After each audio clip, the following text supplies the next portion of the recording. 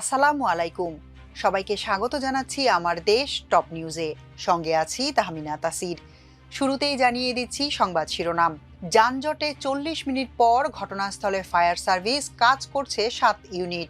গণভোটের ballot paper রঙিন হবে বললেন নির্বাচন কমিশন সচিব। বন্দর এলডিসি নিয়ে সিদ্ধান্ত অন্তর্বর্তী সরকার নিতে পারে না বললেন তারেক রহমান। সমুদ্র পরিবহনে অংশীদারিত্বের প্রস্তাব পাকিস্তানের। দুদককে চাপ দিলে তালিকা প্রকাশ করে দেব, হুমকি দুদক চেয়ারম্যানের। হাসিনা রেহানা টিউলিপের মামলার রায় ১ ডিসেম্বর। জুলাইয়ের হত্যা মামলা থেকে অব্যাহতি পেলেন বাণিজ্য উপদেষ্টা। এবার বিস্তারিত। রাজধানীর করাইল বস্তিতে ভয়াবহ আগুনের ঘটনা ঘটেছে।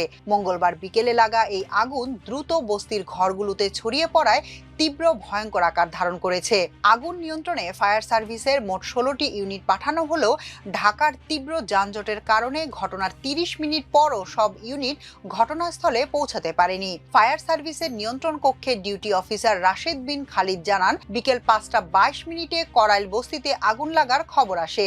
আগুন লাগার সংবাদ পাওয়ার সঙ্গে সঙ্গে তাদের ১১টি ইউনিট ঘটনাস্থলের উদ্দেশ্যে রওনা হয়, কিন্তু রাস্তায় প্রচণ্ড যানজট থাকায় তাদের কোনো ইউনিট তাৎক্ষণিকভাবে পৌঁছাতে পারেনি।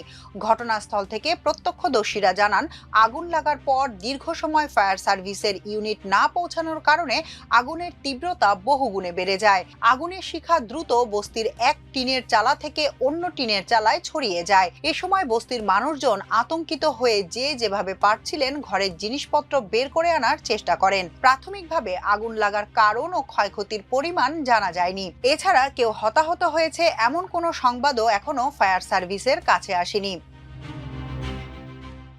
নির্বাচন কমিশন সচিব আখতার আহমেদ বলেছেন, জাতীয় সংসদ নির্বাচন ও গণভোট একদিনে অনুষ্ঠিত হলেও গণভোটের ব্যালট পেপার রঙিন হবে। মঙ্গলবার বিকেলে রাজধানীর বেইলি রোডের ফরেন সার্ভিস একাডেমিতে আয়োজিত এক প্রেস ব্রিফিংয়ে তিনি একথা বলেন। ইসি সচিব বলেন, ত্রয়োদশ জাতীয় সংসদ নির্বাচন ও গণভোট উভয় ক্ষেত্রেই পোস্টাল ব্যালট থাকবে। জাতীয় নির্বাচনের ব্যালট হবে সাদা কাগজের উপর কালো প্রতীক, আর গণভোটের ব্যালট হবে রঙিন কাগজের উপর দৃশ্যমান যে কোনো কালি। আখতার আহমেদ বলেন, আগামী ৫ ডিসেম্বরের মধ্যে ভোটার তালিকা চূড়ান্ত হবে। সেই অনুযায়ী নির্বাচনী প্রস্তুতি আগানো হবে। সংসদ নির্বাচনের দিনই গণভোট হবে। প্রবাসীরাও গণভোট দিতে পারবেন। অনির্বাচিত অন্তর্বর্তী সরকারের বন্দর কিংবা এলডিসি থেকে উত্তরণের মতো বিষয়ে সিদ্ধান্ত নেওয়ার এখতিয়ার নেই বলে মনে করেন বিএনপির ভারপ্রাপ্ত চেয়ারম্যান তারেক রহমান। তারেক রহমান বলেছেন, একটি দেশ যেই সরকারকে নির্বাচিত করেনি সেই সরকার দেশের দীর্ঘমেয়াদী ভবিষ্যৎ নির্ধারণ করে দিতে পারে না।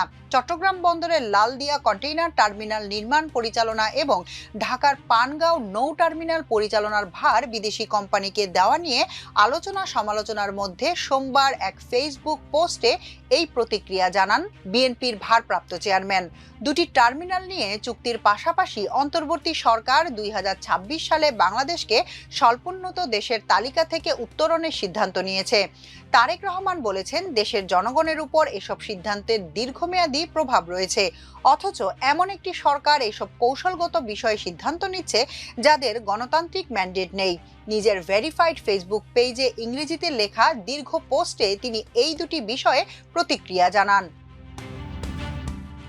সমুদ্র পরিবহন খাতে সহযোগিতা বাড়াতে বাংলাদেশ শিপিং কর্পোরেশন এবং পাকিস্তান ন্যাশনাল শিপিং কর্পোরেশনের মধ্যে অংশীদারিত্ব গঠনের আনুষ্ঠানিক রূপরেখা প্রস্তাব করেছে ইসলামাবাদ। পাকিস্তানের দৈনিক দ্য ডন জানিয়েছে, সোমবার লন্ডনে নৌ পরিবহন উপদেষ্টা অবসরপ্রাপ্ত ব্রিগেডিয়ার জেনারেল এম সাখাওয়াত হোসেনের সঙ্গে বৈঠকে পাকিস্তানের সমুদ্র বিষয়ক মন্ত্রী মোহাম্মদ জুনাইদ আনোয়ার চৌধুরী এ প্রস্তাব তুলে ধরেন।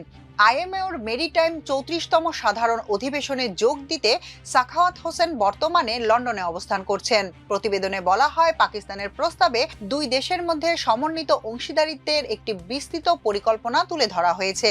জুনাইদ আনোয়ার জানান, আইএমও ও আইএলও সহ আঞ্চলিক সামুদ্রিক প্ল্যাটফর্মগুলোকে কাজে লাগিয়ে বাংলাদেশ পাকিস্তানের মধ্যে দীর্ঘমেয়াদী সহযোগিতামূলক কাঠামো গড়ে তোলাই তাদের বৃহত্তর লক্ষ্য। তিনি করাচি বন্দর কর্তৃপক্ষের ক্রমবর্ধমান সক্ষমতা, আধুনিকীকরণ উদ্যোগ এবং উন্নত টার্ন অ্যারাউন্ড সময়ের কথাও তুলে ধরেন।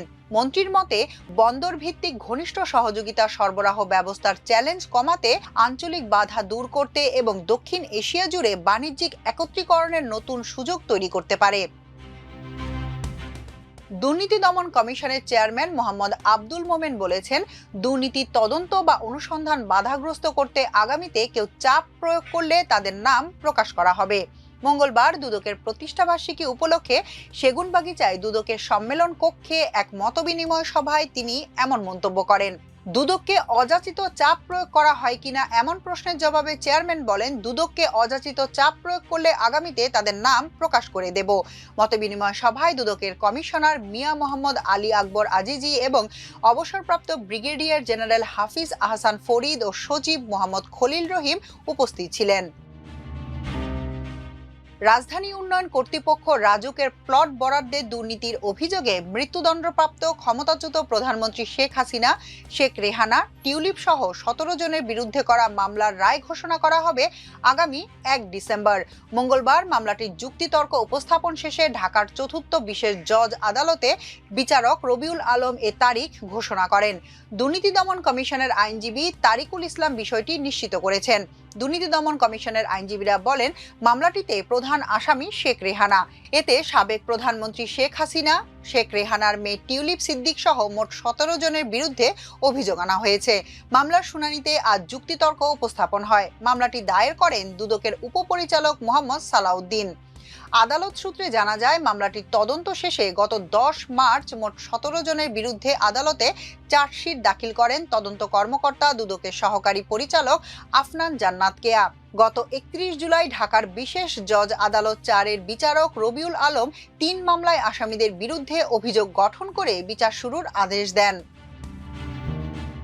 জুলাই গণ অভ্যুত্থানকালে ভার্গো গার্মেন্টস কোম্পানির এক্সিকিউটিভ মেকানিক্যাল ইঞ্জিনিয়ার মোহাম্মদ সোহান শাহ হত্যা মামলা থেকে অব্যাহতি পেয়েছেন বাণিজ্য উপদেষ্টা শেখ বশিরউদ্দিন। তাকে অব্যাহতি সুপারিশ করে অন্তর্বর্তী প্রতিবেদন গ্রহণ করে মঙ্গলবার ঢাকা মেট্রোপলিটন ম্যাজিস্ট্রেট মোহাম্মদ জামশেদ আলম এ আদেশ দেন। ডিএমপির প্রসিকিউশন বিভাগের উপ পুলিশ কমিশনার মিয়া মোহাম্মদ আশিস বিন হাসান বিষয়টি নিশ্চিত করেছেন। গত 24শে নভেম্বর মামলা তদন্তকারী কর্মকর্তা ও র্যাব 3-এর উপ পরিদর্শক মোহাম্মদ মোস্তাফিজুর রহমান ফৌজদারি কার্যবিধি অনুযায়ী অন্তর্বর্তী প্রতিবেদন দেন। প্রতিবেদনে বলা হয়, এই মামলার ঘটনার সঙ্গে শেখ বশিরউদ্দিনের কোনো সংশ্লিষ্টতা পাওয়া যায়নি। তাকে মামলার দায় থেকে অব্যাহতি প্রার্থনা করছি। মামলার নথি থেকে জানা যায়, জুলাই গণ অভ্যুত্থানকালে 2024 সালের 19শে জুলাই রামপুরা সিএনজি স্টেশনের সামনে গুলিতে আহত হন মোহাম্মদ সোহান শাহ। এরপর ওই বছরের 28শে আগস্ট চিকিৎসাধীন অবস্থায় মারা যান সোহান। এই ঘটনায় গত বছরের 19শে সেপ্টেম্বর সোহানের মা সুফিয়া বেগম বাদী হয়ে ঢাকার সিএমএম আদালতে মামলা করেন। মামলায় ক্ষমতাচ্যুত সাবেক প্রধানমন্ত্রী শেখ হাসিনা সহ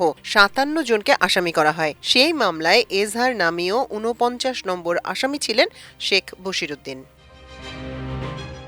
এখনকার মতো এ পর্যন্তই। সবাই ভালো থাকুন, সুস্থ থাকুন, থাকুন আমার দেশের সঙ্গে। চ্যানেলটি ভালো লাগলে সাবস্ক্রাইব করুন। আল্লাহ হাফেজ।